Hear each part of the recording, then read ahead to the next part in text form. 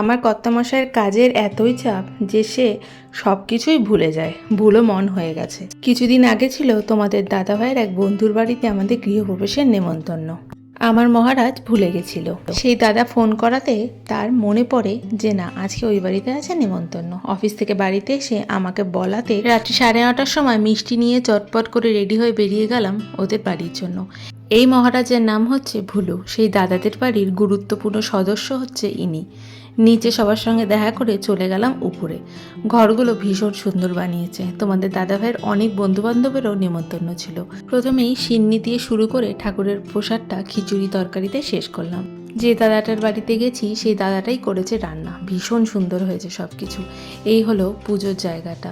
সবাইকে টাটা জানিয়ে বেরিয়ে পড়লাম, কিন্তু ওই যে বেরিয়েছি যখন 1 কাপ চা না খেলে কি মন ভরে? চা খেয়ে রাত্রি 11টায় বাড়ি পৌঁছালাম।